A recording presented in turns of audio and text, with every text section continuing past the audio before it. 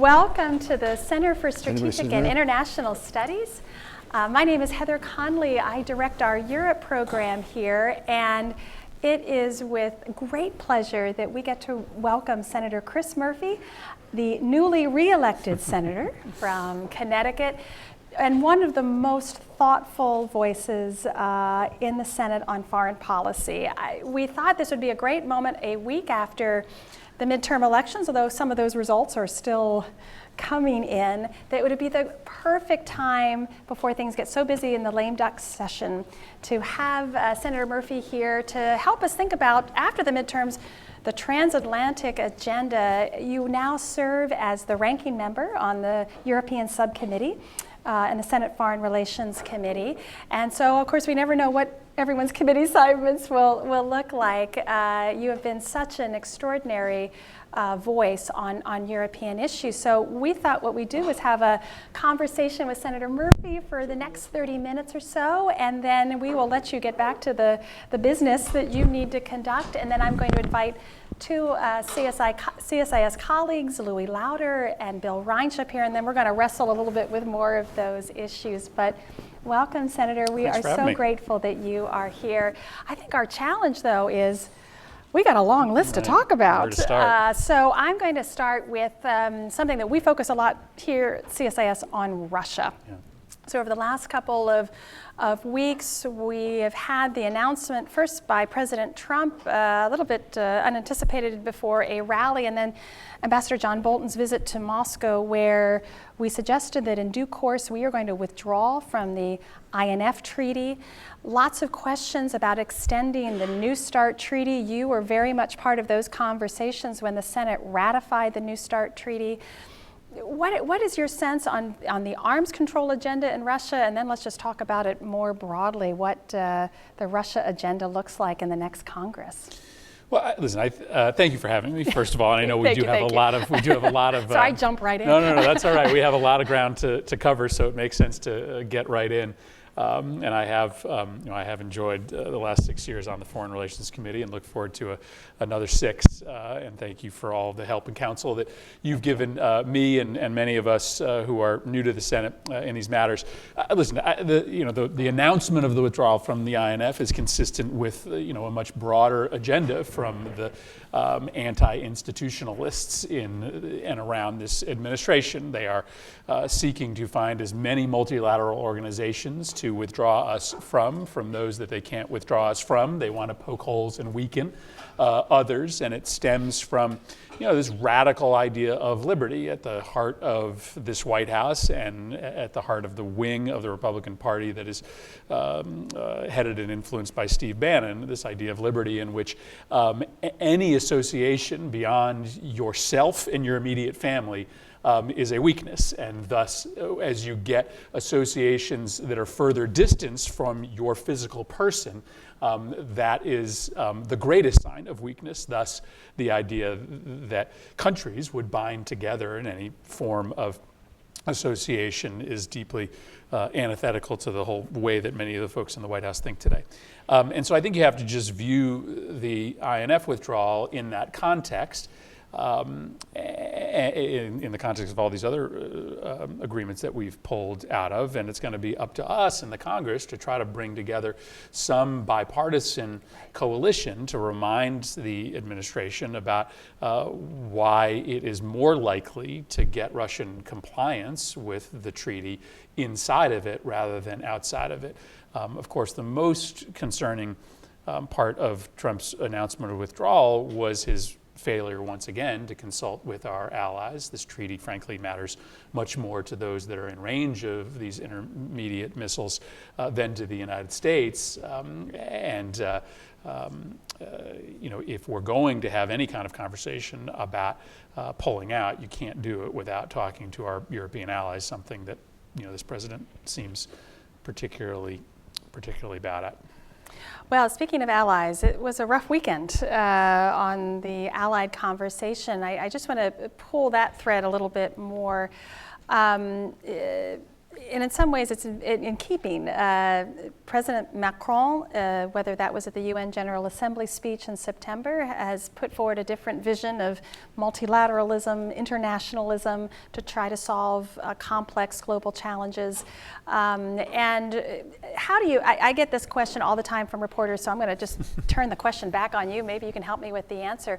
What are we to make of the constant acrimony between the president, but very specific of allies, on the trade agenda, on the NATO burden sharing agenda? These are important issues. They deserve important attention. Where does this keep getting us as we just keep firing away at each other? Where does your sense and where does the policy need to be? Because there's got to be some balancing mechanism, I think, from these very damaging tweets. Well, listen, the president did us somewhat of a favor over the course of the last month when he's pulled back the veil and admitted that he is, in fact, a nationalist, that his only concern is about the health of the United States, that he thinks it's, again, a sign of weakness to think about global health. Of course, the policies he's pursuing are actually hurting the United States as well. But I think at the heart of this, you have to understand where the American public is coming from. He finds purchase with this argument about nationalism, about the need to put up walls, to focus internally. Because, in broad swaths of this country, including big parts of Connecticut, they are not convinced that the United States participation in a global economy has helped us, right? I still, in my state, have these big hulking factories that are unoccupied, that everyone drives by as they go to the grocery store downtown, and rightly or wrongly, they are convinced that it is the global economy that has emptied out a lot of the middle-class jobs that just don't exist any longer in this country.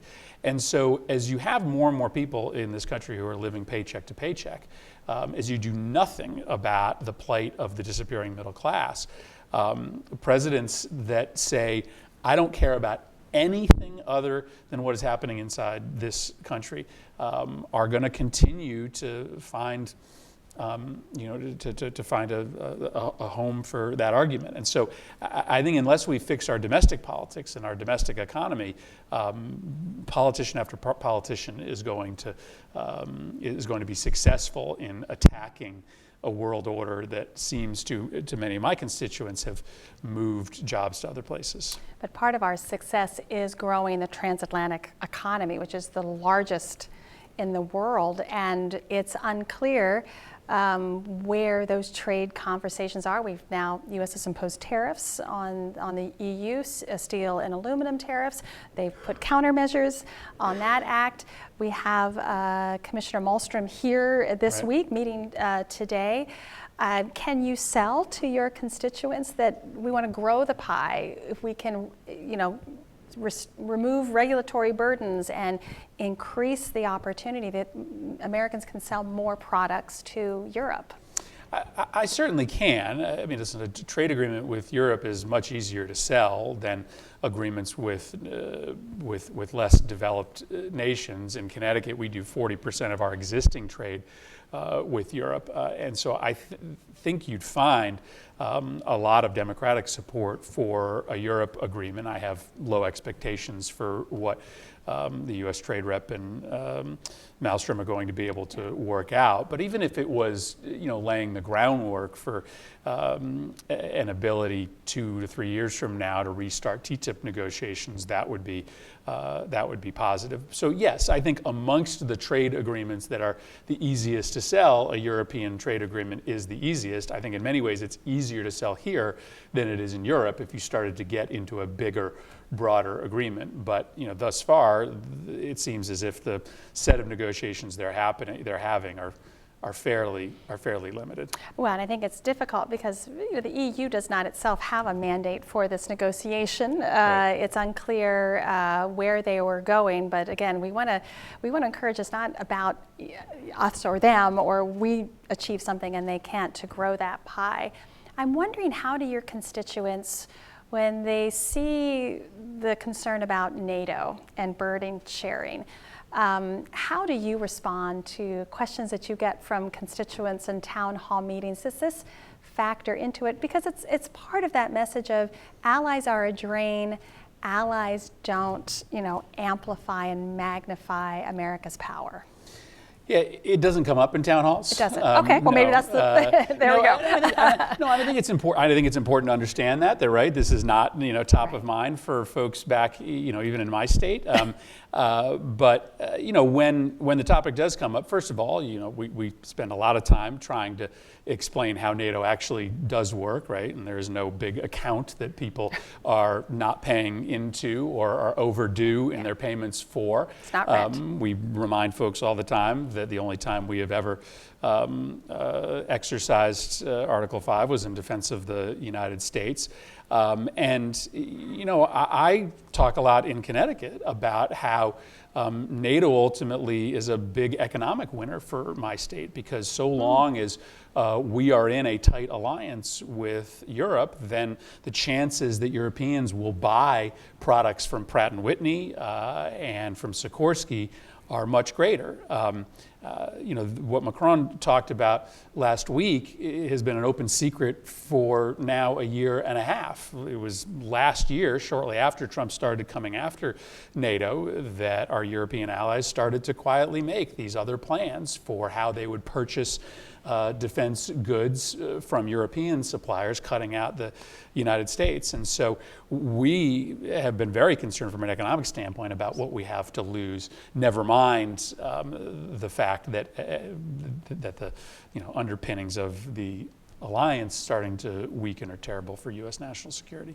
We definitely have, thinking of submarine construction and things like that, at the NATO summit in July, a new Atlantic Command back in Norfolk, which emphasizes protection of the sea lanes in the North Atlantic, anti-submarine warfare. NATO just completed its largest military exercise centered on Norway since the Cold War. So we're seeing a lot more of NATO celebrating the 70th anniversary next April.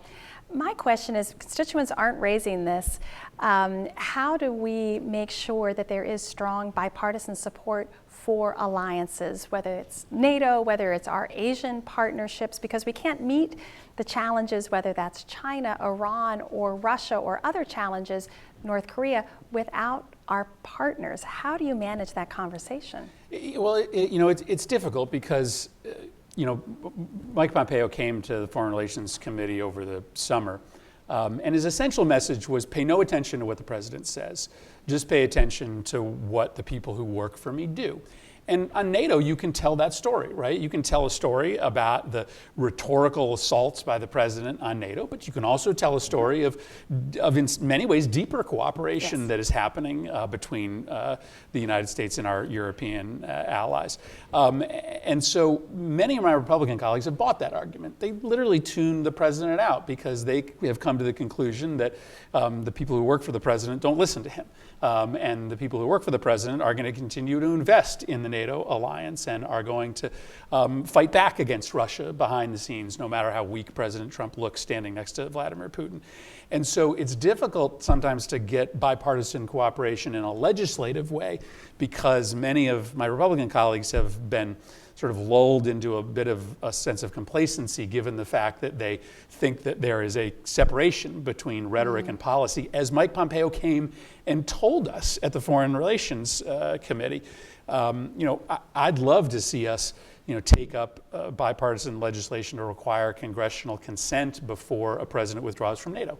I think that would be an important step, and I would argue that you shouldn't take it for granted that the president will ultimately. Are you worried that the president could take that step? I think there are all sorts of things that we thought the president wasn't serious about that he was serious about.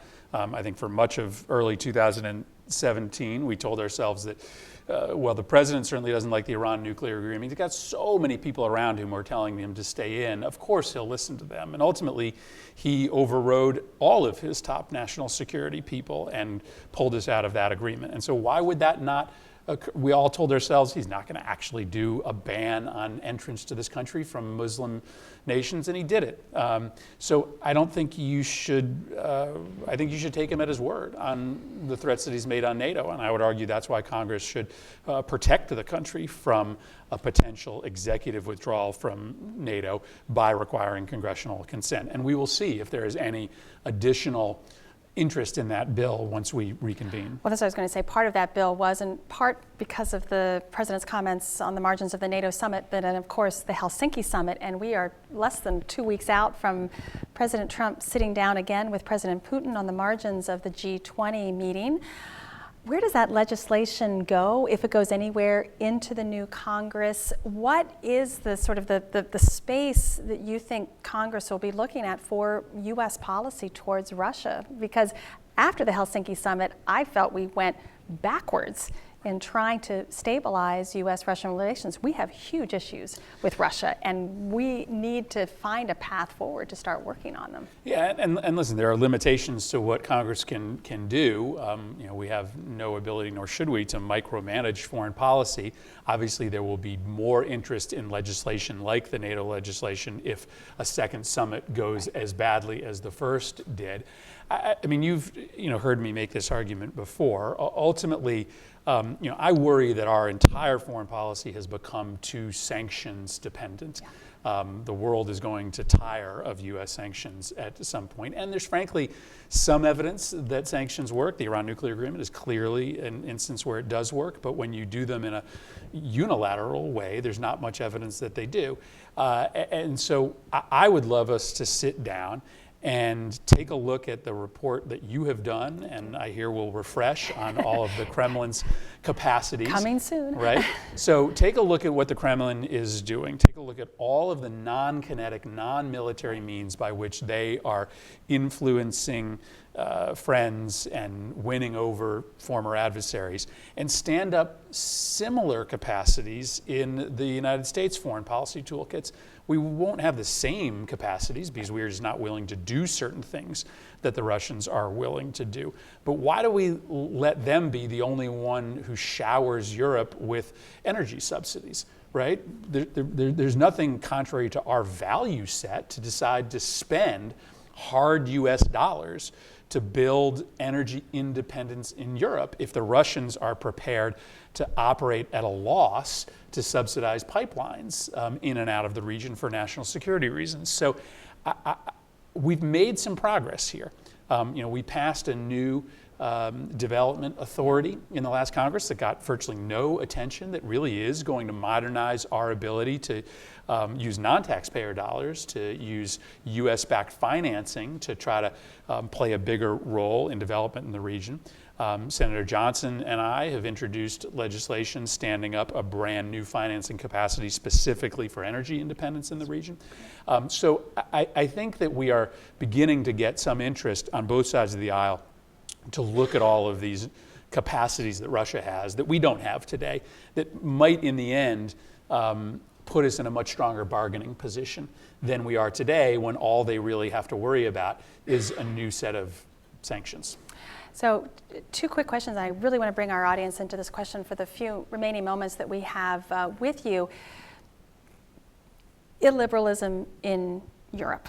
We have NATO allies that are profoundly challenging their institutions, their judicial freedoms, media freedoms.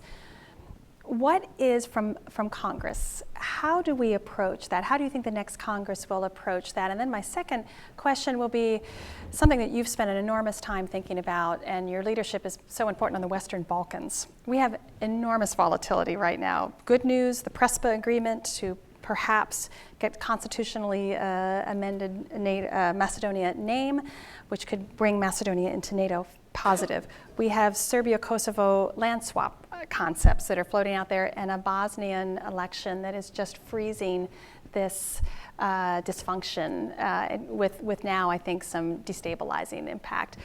What concerns you the most? What role does the moral voice of Congress have in these issues? I think so long as, and I apologize for being so tough on the president here, but there's no way to discuss all of this without understanding the impact that his rhetoric has on the world. I think it's tough for Congress to try to remedy the damage that this president has done to liberal democracy around the world through his regular attacks on the pillars of American democracy, the free press, independence of law enforcement as examples. That being said, I come back to this question of the capacities that the State Department does have. Congress has the power of the purse, right? When we give an agency a mandate to do something and the money to do it, they have to do it. The president actually cannot refuse to spend that money. So if Congress really cares about democracy promotion, then let's fund it, right? Instead of having to dribble out tiny bits of money every year to the capacities in USAID and the State Department that help protect democracies, let's put real dollars into it. Let's double the amount of money that we've put into the Global Engagement Center, right? Let's be a real player to make sure that the true story is being told in these countries on Russia's periphery about what Russia is trying to do to undermine your ability to invest in self-determination. So Congress, no member of Congress is going to be able to combat the president's bully pulpit, but we can fund capacities and demand the administration follow through on it that does send a message and actually increases our ability overseas to protect fragile democracies. But let's tie the two together. I was in Macedonia a year or so ago, and I just was reading something the other day about one of the most corrupt Macedonian leaders has fled and is seeking asylum in Hungary, right?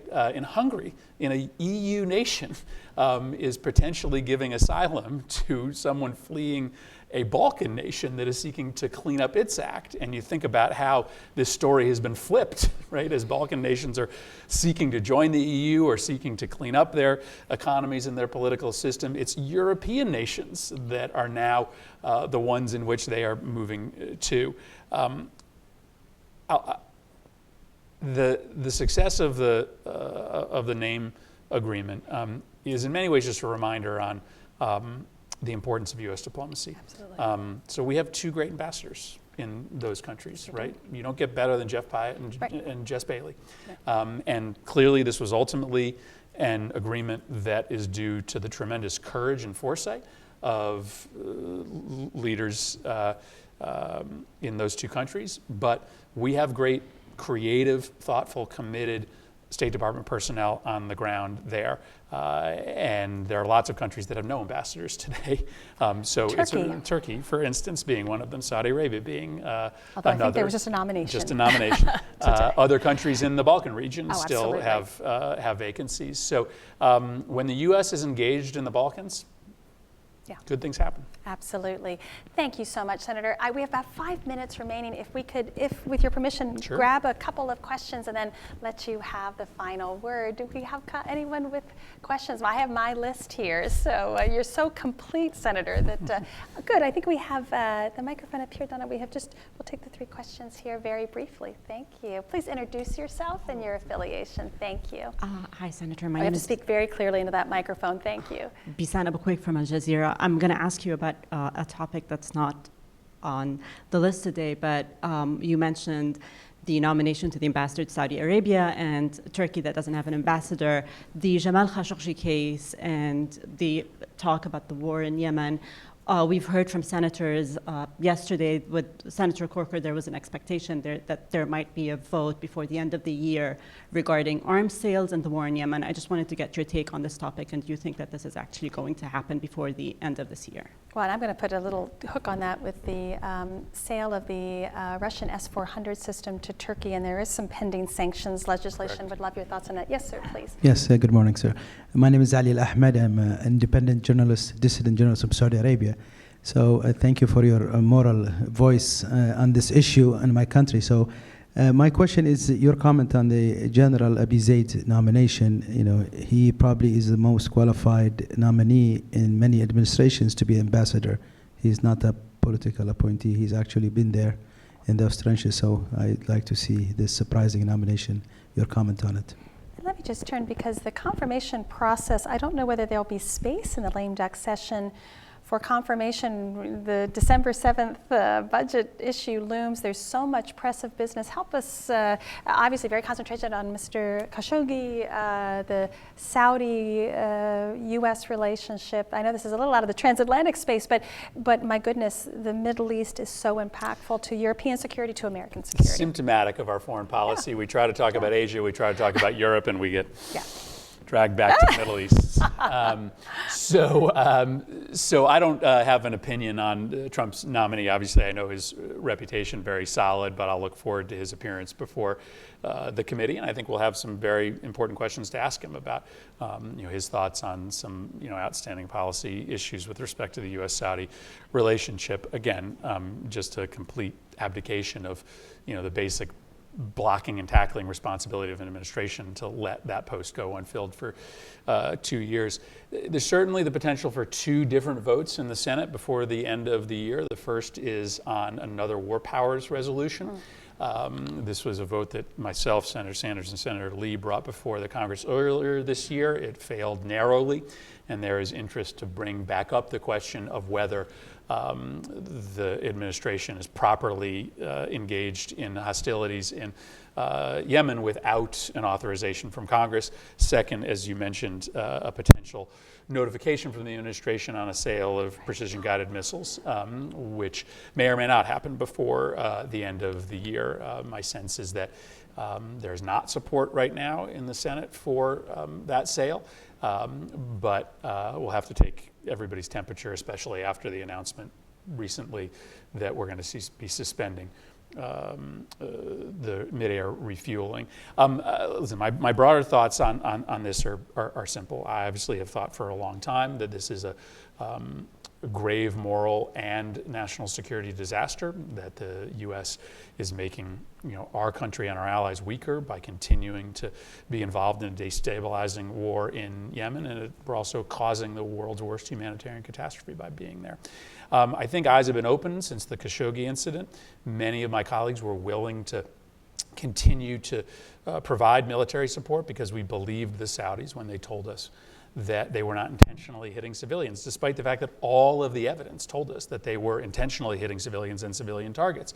Now that we saw them lie to our face for 2 weeks in the face of clear evidence that they had murdered Khashoggi, it's caused many of my colleagues to, I think, rethink whether the Saudis are telling us the truth with respect to their targeting inside of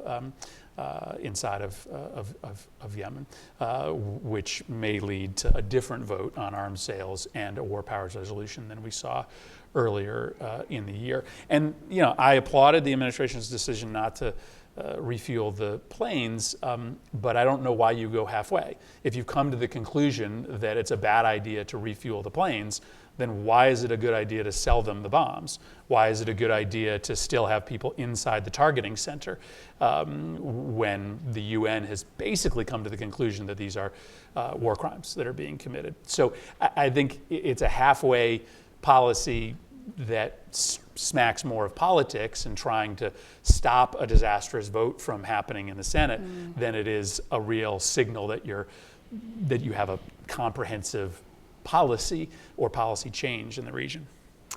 These are extraordinarily important issues, and I know we have to let you get back to working on those issues, of course, of many things, but I can't tell you how grateful we are. We know it's busy days, that you could share your insights. There's so much to watch transatlantically, whether Middle East, we didn't even get to the Indo-Pacific region. We'll just have to have you back again with us. But with your applause, could you please join me in thanking Senator Murphy for being with us? Thank you. We're going to let you go. Thank you. And as we let Senator Murphy get back to Congress, I'm going to invite my 2 colleagues up, Louis Lauter and Bill Reinsch. And so what we thought we'd do just for the next little bit, we're not going to be as newsworthy as the senator, but we're going to take a lot of what he just told us and chew on it a little bit. Bill Reinsch, you almost don't need an introduction. The trade guy, the second half of the trade guy, who's giving us all the play-by-play on the status of our free trade agreements, and Louis Lauder, who so ably leads CSIS's Congressional Relations and has just completed a really significant study with our colleague, Dr. Kath Hicks, from our International Security Program, exactly on, you did an incredible amount of interviewing.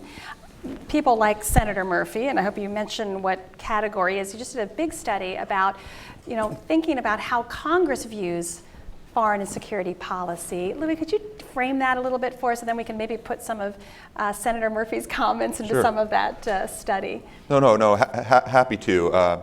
So about a year ago, the Smith-Richardson Foundation funded a study to look at, they asked us to measure the internationalism of Congress. They felt that after the 2016 election, there was a need to see if there were some isolationist tendencies developing in the institution. So we took that mandate and we built a study that did a few things. We looked at the last 3 administrations. We did case studies, end of the Bush administration, the beginning of the Trump administration, looking at congressional debates on foreign policy and trade issues. We looked at the motivations of members and what drives foreign policy activity. And then the sort of the centerpiece of the study was we looked at 50 members from both the House and Senate, both parties.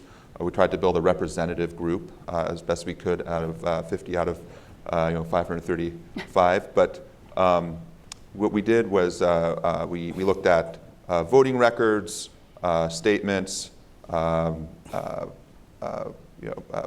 press releases, everything we could sort of grab from these members, and then we asked some framing questions that tried to gauge their views on a range of issues, on threat perceptions, on areas of opportunity and policy, views on trade, views on use of force, and views on different forms of foreign assistance. We looked at where all the data clustered, and we took that data, we talked to a bunch of offices, and we determined that there were 3 core archetypes that exist in Congress. Just really quickly, order-driven, believe in American-led international liberal world order and strong support for use of military force. Values-driven, which was very focused on multilateral cooperation and more jaundiced view on use of force. Policies driven by a set of values, could be human rights, could be religious values, or democracy promotion, and then limits-driven, which the focus there was more a desire to limit America's engagement abroad, limit use of force, limit foreign assistance. So the 2 main bumper stickers that came out of the study is, one, Congress is fairly internationalist in the sense that of those 3 groups, the first 2, order and values driven, were the largest groups, and they actually out of the 50, 45 represented those 2 groups, with only 5 limits driven. The other is that each archetype was bipartisan. So Senator Murphy, as you might have guessed from his conversation, is in the values-driven category. He has strong interest in democracy promotion and human rights values, and many of his policies are connected to those views, and he fits pretty squarely in that archetype. And actually, we put him forward as a representative member of that archetype. So, Bill, I was struck when Senator Murphy was talking about, when he goes to town hall meetings and driving by the factories that aren't working, that although his constituents may not be necessarily raising foreign and security policy issues, trade is really at the intersection of the security and foreign policy agenda, as well as what it means for the average American people. So over the last 2 years, we've had tariffs on Asia, China, Europe. What has been where do you think the mood music is in Congress, in the next Congress now with the House democratically controlled? Where does this lead us on trade? And is the first thing up for the new Congress is as I like to call it, the new NAFTA, but it's the USMCA. USMACA. USMACA. We can do better than USMACA. Well, that's what the Canadians are calling it. Well, that makes sense. Well, what was interesting in the study that Louis pointed out is that trade doesn't really fit into that basket, category. yeah. There were, it's oversimplification to say that people are pro-trade or anti-trade, but that's an easy way to characterize them, and there were both groups in all three categories. Our take on the election is that it was kind of a wash. I mean, one of the things about trade is that while people have opinions about it, and often very strong opinions about it, when you ask them a different question, which is what are the three biggest problems the country has, trade is usually number 9. Sadly, climate change is number 10. We were, I think in the most recent thing it may have made it to number 7, but then there were only 9 things. It's called a low intensity issue. People tend to vote for other reasons. The top 3, which alternate in who's number 1, are terrorism, healthcare, which was big this time, and the economy, which is big this time. If you look at the election results, it's kind of a wash. You had a number of members, including in the Senate, who ran against the president's trade policy, and they lost. You had a couple people some people who ran in support of the president's trade policy, Republicans, and they won in places where you would think they would win. Northeastern Minnesota, Iron Range country. Steel tariffs are popular there because it means more iron ore. The Representative Mike Bost, who represents some other places, Granite City, Illinois, where they reopened a steel plant as a result of the tariffs, he won.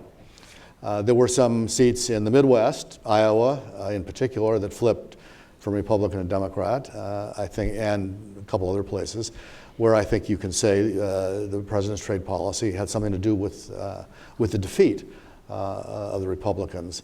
So, a little of this, a little of that, and at the end of the day, people's views on trade tend to be predictably regional, and you'll find that Democrats and Republicans in coastal states tend to be pro-trade, and they tended to be reelected. And Democrats and Republicans in the Rust Belt area tend to be more skeptical about trade, and they were reelected in both parties. Sherrod Brown won in Ohio, a bunch of Republicans won in Ohio. And you couldn't find a lot of differences between the two parties in Ohio on trade issues. So it was a bit of a wash. Coming in, though, I think you're going to see some differences. We did a quick survey of the incoming Democrats and looked just at their public statements to see what they had said about this. And there were 55 of them. There may be a few more, depending on the undecided races, but we looked at 55. The most telling comment was that half of them had said really nothing about trade, 24 of the 55, and that it apparently was not a huge issue in their districts. Of the remaining, 21 had made pro-trade statements and of various kinds, and 8 had made what might be characterized as anti-trade statements of various kinds. And then there were 2 that were confused that we decided not to count. I won't get into Outliers. that. They had contradictory. This is, I'm sure, novel for a politician. They had their bases covered. To be on both sides of a question. Their bases but covered. what we thought was telling was that for those that chose to talk about it in the campaign, by really almost 3 to 1, they supported trade.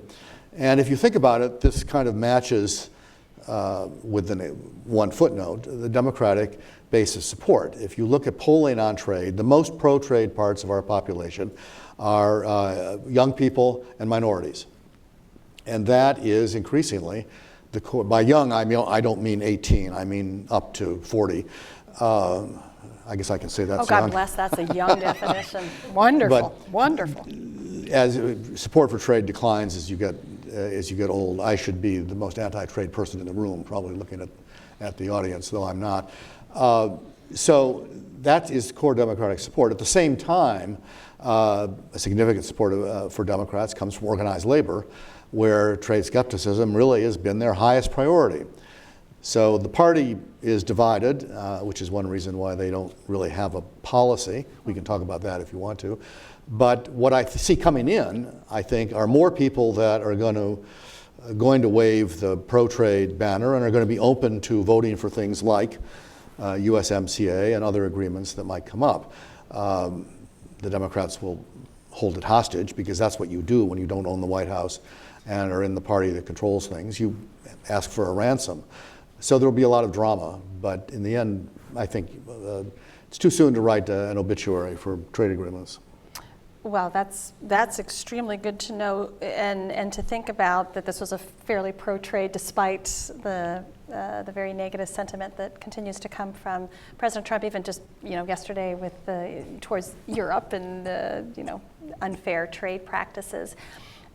Louis, let me ask, and maybe helping in some ways our audience, how does Congress use think tanks in a broader sense? So sort of helping people understand how our interaction, someone described this morning, I was at an earlier conversation that said, think tanks are this great bridge between sort of civil society and government. We sort of talk through and think about different problems and we offer some new ideas. Help our audience understand how CSIS and all the other think tanks here in Washington, how do we interact with Congress? Oh, sure. Not all think tanks are the same, of course, but for us, it's really two things. The primary, well, actually three things. We're a platform, as we are here today, for members of Congress to share the ideas with the general population. But the ways we most help Congress is, of course, providing ideas and information in a targeted way where we're looking for the space where there's a need for information, so need to know rather than good to know. And the other is convening. So there are no real, as many of you guys know, there's no real cocktail party environment in Washington where everyone in the same policy sphere, they get to know each other and they talk about issues. Think tanks really play that function, especially the bipartisan ones. So we put a lot of time into that. I think things are shifting a little bit, kind of tying things a little bit more to the election. There's a lot of talk about oversight and investigation, but there's even talk about Congress being a co-equal branch of government, but that's tied more to sort of the divisive political environment.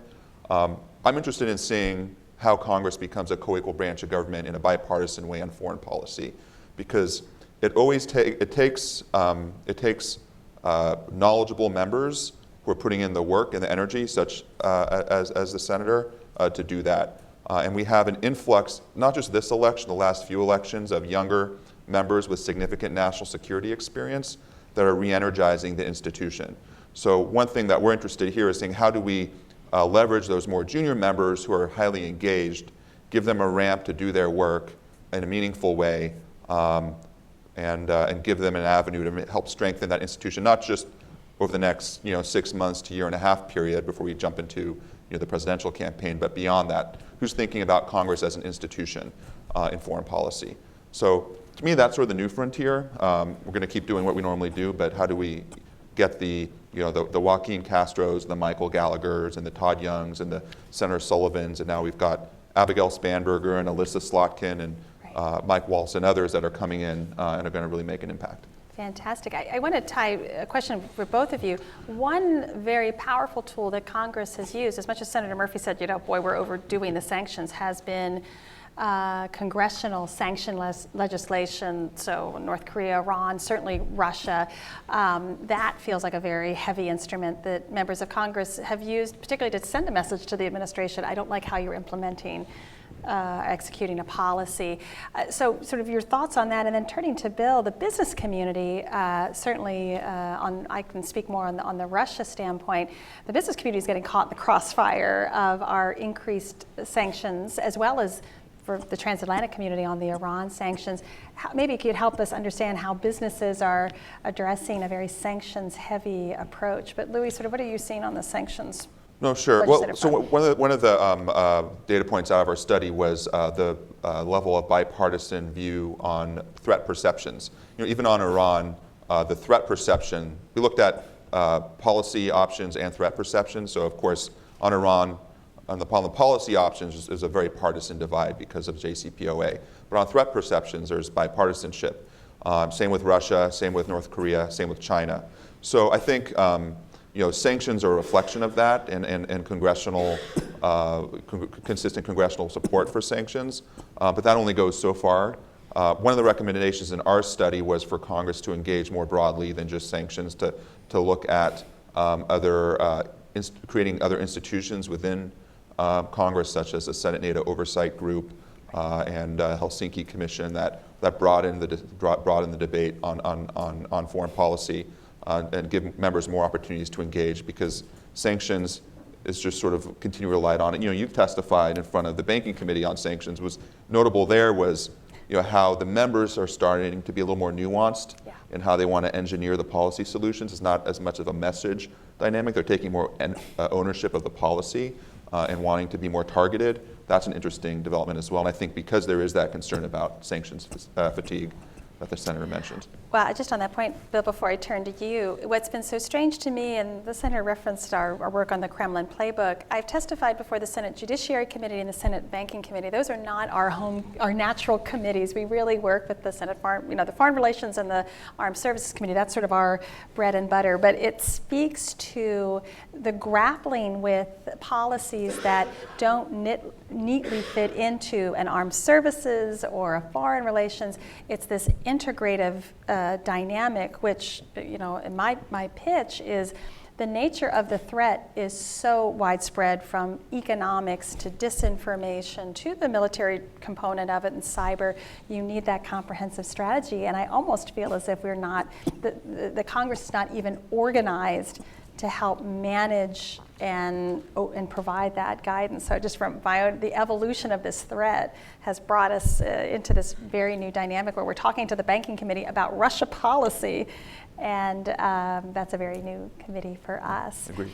Bill, where do you hear from the business community and others on the trade components? What's the sense on sanctions and the U.S. constant use of sanctions? There's very strong reaction from the European nations about the imposition of the secondary sanctions following the snapback of the Iran nuclear agreement. Can you offer some insights when you talk to your colleagues?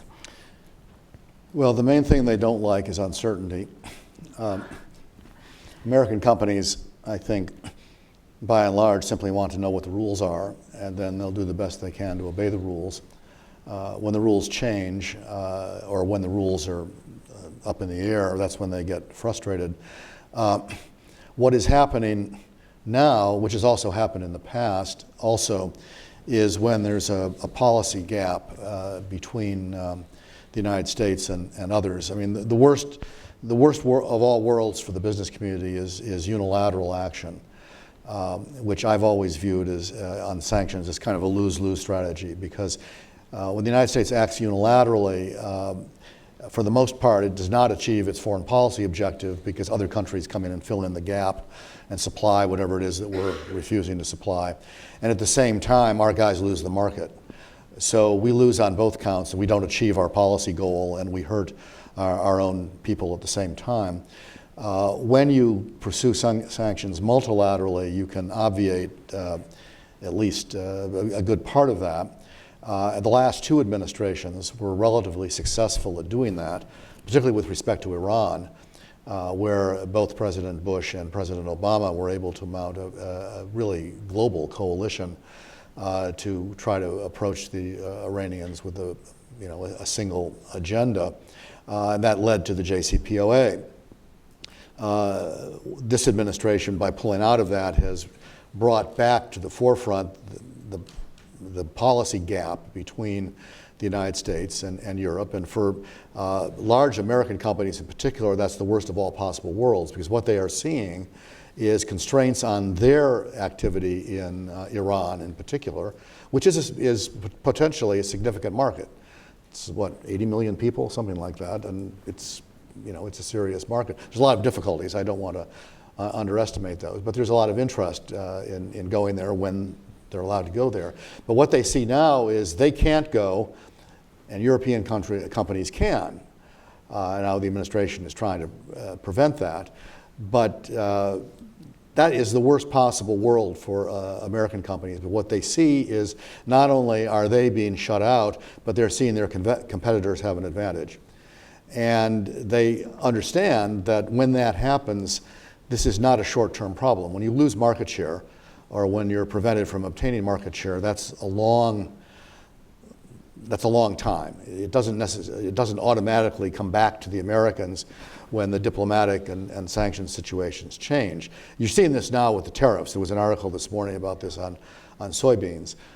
We have essentially, via Chinese retaliation, we have essentially shut American soybean farmers out of the Chinese market. And they're busy looking for other places. They're going to Europe. Yes, they are going to Europe, but it doesn't offset the harm that's been done entirely. But the real problem is that someday, probably, the tariffs will go away. That doesn't mean that the American market share will come back. The Chinese have gone to Brazil, they've gone to other places, and that's likely to remain. So there's a permanent shift in the market. And if you look at this historically, this is what happened with we had the Russian grain embargo in the Carter administration, and we never recovered there, partly because what is damaged is the American reputation as a reliable supplier. And if you look at what Xi Jinping said at various points in the last 6 months, is the Americans are unreliable. We need to go it alone.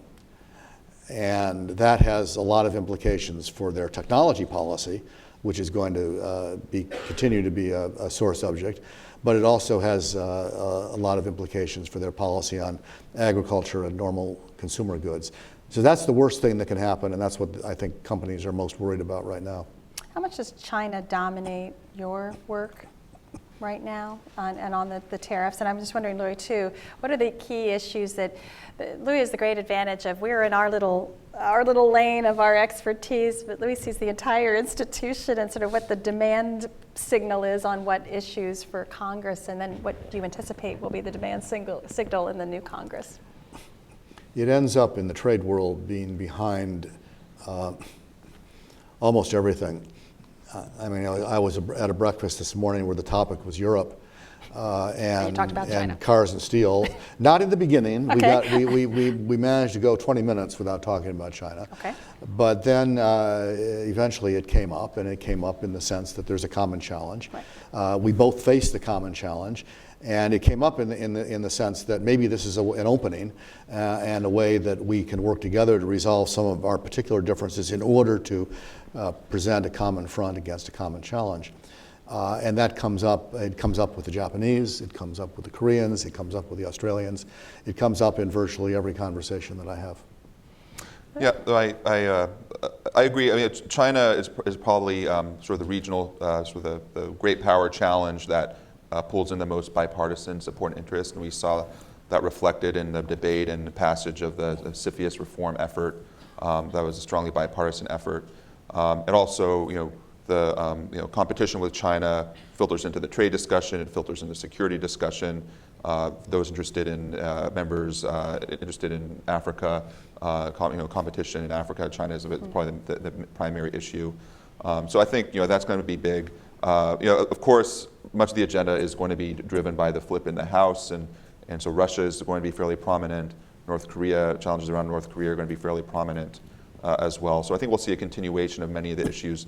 One that will spike, which was reflected today, I think, is the conflict in Yemen, because it's been more of a democratic priority to challenge our role in the conflict in Yemen, and so I think that spikes a little bit. But China is probably the area of greatest bipartisan concern and interest.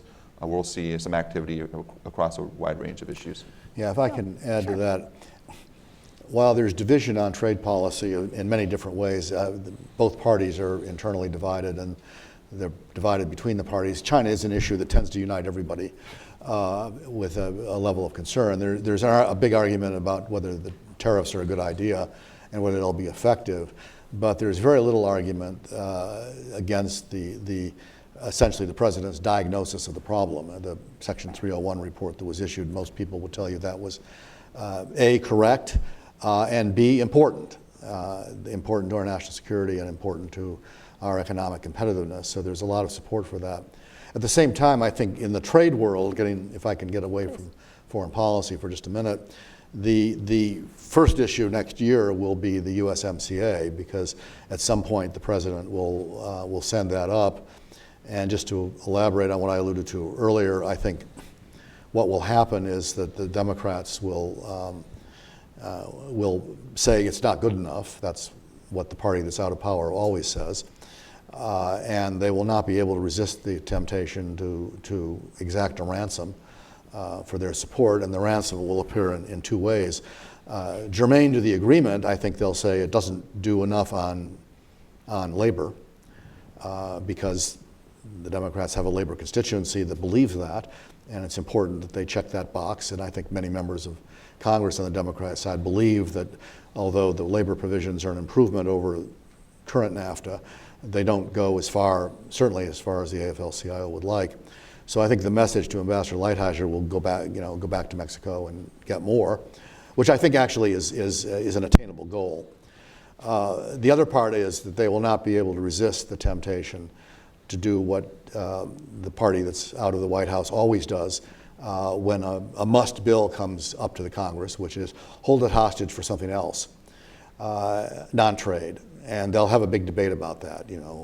Don't build the wall, do something on immigration, have an infrastructure bill, do our kind of tax reform, who knows, spend more money on something that we want. There will be a price.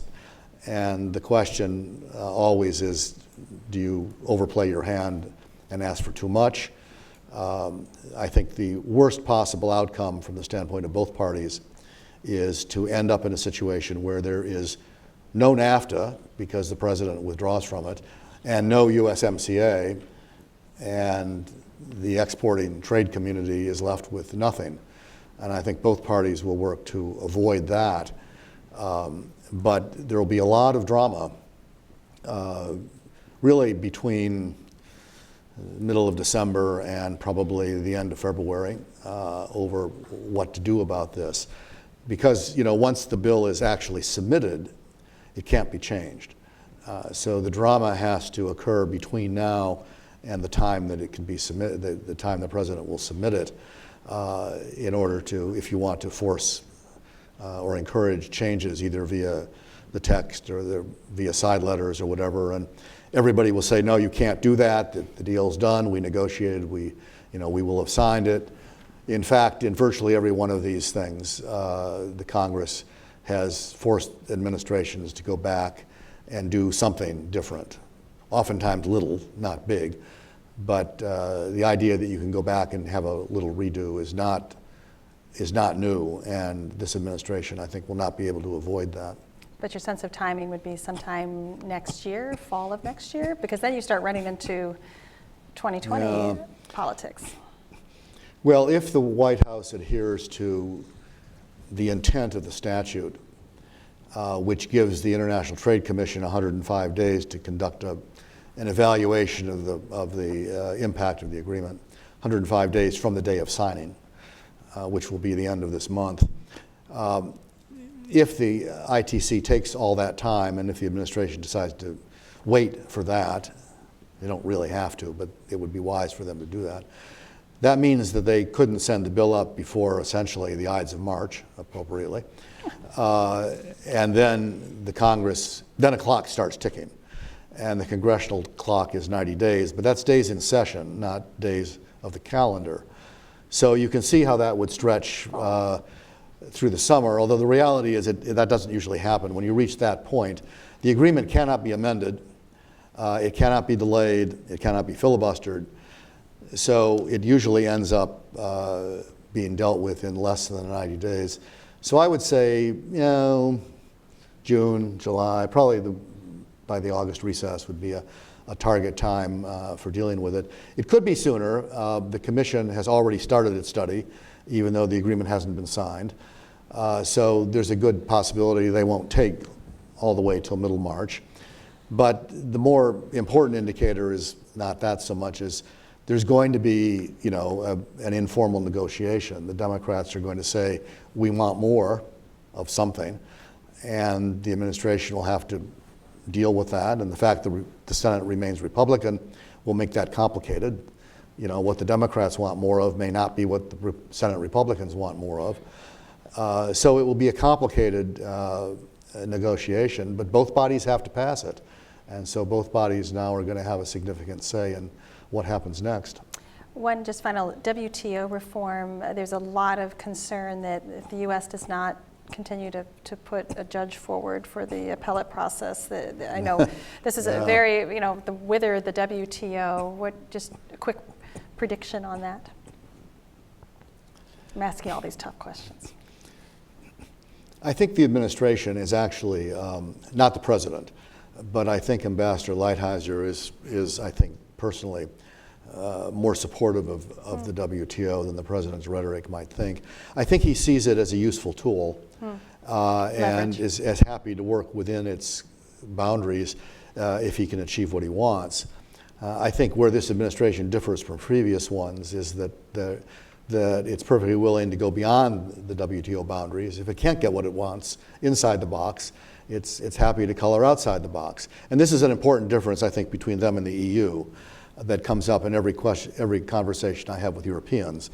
The Europeans want to, I think they share a growing concern about China. They want to address that problem. They want to address it inside the box. They want to address it within the context of the WTO and the WTO rules. I think the American administration's approach is, sure, if you can do it that way, good. But we're skeptical about that, and we're perfectly happy to work outside the rules if we have to. What they'll do on reform is hard to say. I've had some conversations about this. I think they are engaged with the EU and Japan trilaterally on an effort to address some reform issues. They have certainly succeeded in putting this issue on the front burner.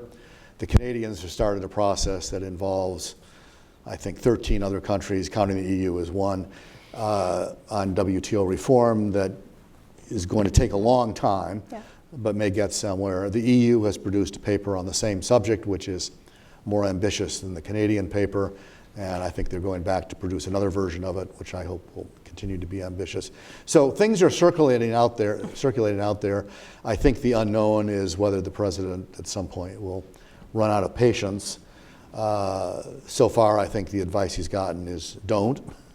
Let's watch and see how these things develop, but he could at some point pull the plug on American involvement in the institution. I mean, I think Senator Murphy captured the administration's attitude about institutional structures very well, and I think that skepticism on the president's part includes the WTO. So it's something that I worry about a good bit. Excellent. Well, the one question I want you guys to formulate while we reach out into the audience is put your crystal ball on and make a prediction of what you think the next Congress will engage in and what you think how it will work out. It can be an issue of your choice. One thing that maybe we haven't talked about that you think the Congress will focus on. And let me turn to our audience, please. Any questions or comments you have? We have one up front, so it gives you a little time to formulate that crystal ball question. Sir, just wait for the microphone, please, and your question. Yeah, good morning, distinguished panelists and Madam Chairman. I used to come from London, England. The United States has been the founder of the League of Nations after World War I, and then the United Nations. And the European Union was formulated with the idea that it would become the United States of Europe. And recently, we have the European Commission for Competition, the chairman being Margaret Vestager. She fined Apple Computer for 14 billion tax dollars to be given to Ireland. They have not been paying the taxes. And then she has fined Google, Alphabet Incorporated, $8 billion for antitrust activities. And Sir, your question, please? Yes, the question is very simple. The question is very simple. Why does our head of state just simply say, oh, she's a tax lady, she hates the United States? And then we are embarrassed by the Europeans who say, what do you have for a head of state? Isn't there a consultation between the co-equal branch, Congress, and the head of state? instead of consultation from top to bottom, why can't it be from co-equal? Thank you. So that's my question. Thank you. Why can't there be a co-equal consultation so that our head of state will not make embarrassing statements? I'm not sure that question is answerable, but it raises an important point about the new economy, digital trade, and its importance, and how members of Congress are dealing with very technologically sophisticated issues, AI, privacy protection, taxation issues. This is really difficult stuff. How do you approach that as a think tank to help? First? Do you want to go first? Boy, everyone's like, you take that one. No, sure. Yeah, no. Well, I think on the idea of a co-equal branch, that when you have a single, just historically, where there's a single party controlling Congress and the administration, it creates the executive branch has an easier time driving the policy. Now that the House is flipped, there's going to be more of a concerted effort to stand up to the executive branch. The big question is this a partisan battle or is this an institutional struggle? There are many opportunities for the executive branch and the legislative branch to talk to each other. One can never control the other. It's always a question of the levers of power and who's taking power off the table and using it effectively. So it's the important question right now. I don't have the answer to how they will be able to exercise it, but that is it's going to shift because the party dynamics have shifted. And on the a crystal ball question. Yeah, no, sure. And then on the idea of, I think actually, this wasn't going to be my crystal ball pick, but the future of work, future of the economy, there are a select group of members who are really focusing on those issues, but it's too small. And these are the big fundamental questions affecting the American public. Is what is the world going to look like in 20 years? What is the economy going to look like? I think there's an opportunity for there to be more leadership and more discussion about what that means, because there's inevitably going to be important legislative activity to support adjustments in our economy. And you've got Senator Warner, Mark Warner is talking about this, Kevin McCarthy is talking about this, Seth Moulton. But outside of that, there's not a whole lot, but I expect there to be more. I think watching some of the hearings when the technology companies had to come forward and talk about, particularly on the Russia investigation, you could just tell that there was a lack of deep understanding of these technological changes and how they impact every element of society. Yeah, so I think it's the younger members, the newer members coming in, they get it. The more senior members, some of them do and some of them don't. Yeah. Bill? I think on Commissioner Versteger's actions, I think the prevailing view in the United States is that they're ill-conceived. It's an effort. It's really an anti-American effort by the EU to pull down American companies that are successful in the face of the fact that the Europeans have no companies like that are successful. And I think if they pursue policies like this, they never will have companies that are successful. But it will play out. It'll probably play out with the European Court of Justice as much as anything.